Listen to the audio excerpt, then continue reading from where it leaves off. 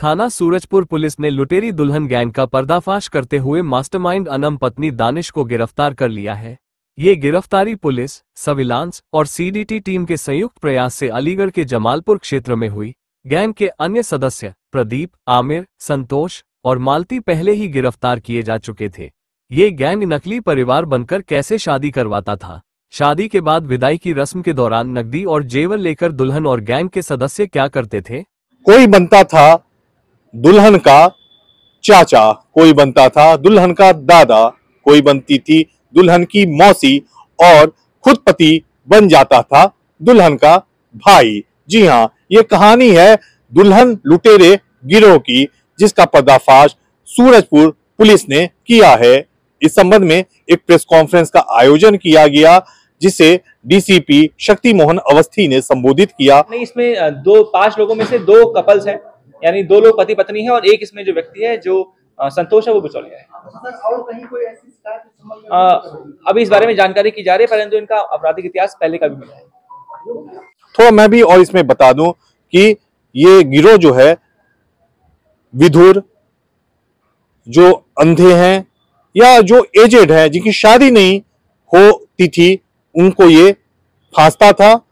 वो लोग टारगेट पे रहते थे और फिर उनको प्रलोभन देके ये शादी कराते थे।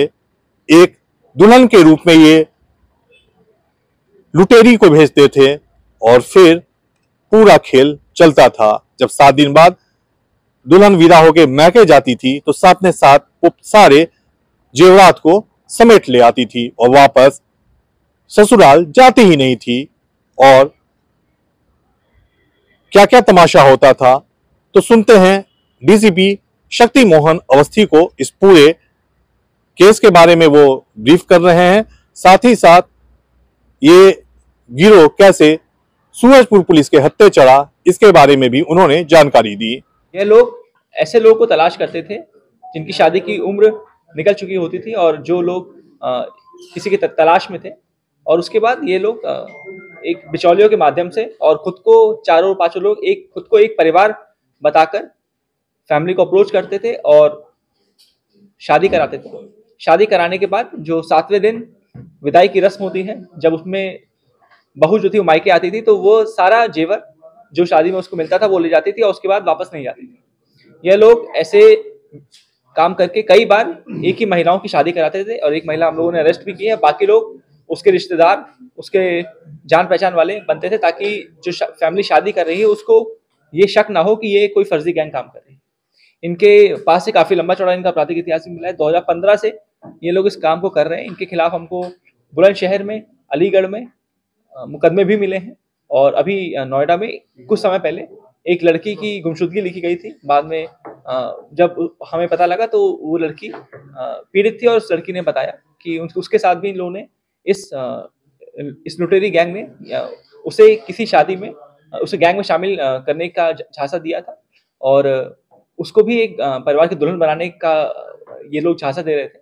और जब उसको ये पूरी गैंग के बारे में मालूम चला तो उसने पुलिस को सूचना दी और उसकी तहरीर पे मुकदमा लिखा गया और 4 लोगों की गिरफ्तारी सुनिश्चित की गई है।